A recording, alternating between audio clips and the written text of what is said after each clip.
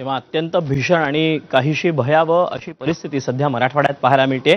सिमेंटच्या देखील एका दुकानामध्ये हे पाणी शिरलेलं होतं आणि जवळपास 2000 सिमेंटच्या गोण्यांचा अक्षरशः दगड झालेला आहे। अब्दुल सत्तारांनी या नुकसानाची पाहणी केली तेव्हा एका शेतकऱ्याला अश्रू अनावर झाले।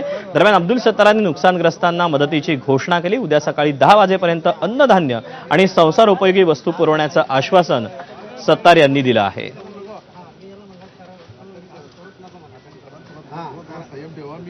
देऊळगाव बाजार नावाच्या गावाचं एक सिमेंटचं दुकान होतं आणि या सिमेंटच्या दुकानामध्ये पाणी शिरलं आणि पाणी एवढं भयानक होतं की समोर जे पत्रे तुम्हाला पाहायला मिळतात ते पत्रे सुद्धा तोडून पाणी बाहेर पडलं आणि हे सगळ्या सिमेंटच्या 1000 गोण्या आहेत।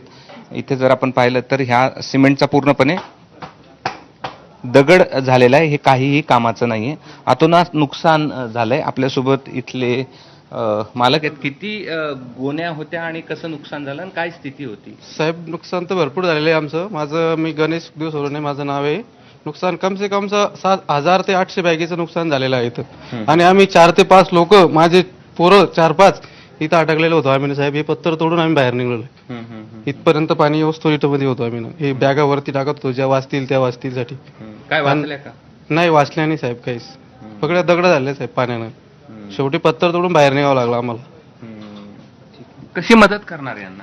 नाही, शासनाच्या नियमाप्रमाणे तर इतकी नुकसान भरपाई तात्काळ देणं अशक्य आहे, परंतु आम्ही कुठून तरी आमचा मित्रपरिवार, काही बँकवाले आहे, काही CSR वाले आहेत, अशा माध्यमातून त्यांना मदत करणं आवश्यक आहे। कारण की असे 9 व्यापारी आहे, कोणाच्या कापडाचं दुकान आहे, कोणाचं सिमेंटचं दुकान आहे। 7 तास गावाचा संपर्क तुटला होता।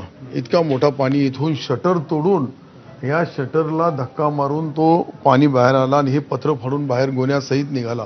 40 थैल्याचा एक गाडी आली, ट्रक आली मोठी, आणि दुसऱ्या दिवशी हे सर्व घडलं। तर आम्ही कुठून तरी त्याला मदत करणार, त्याला परत कसं सक्षम करता येईल, कशा पद्धतीने करता येईल, आणि मुख्यमंत्री सहायता निधीतून खास बाब म्हणून हे जे आकस्मिक नुकसान झालेलं आहे त्याच्यामध्ये मदत करू।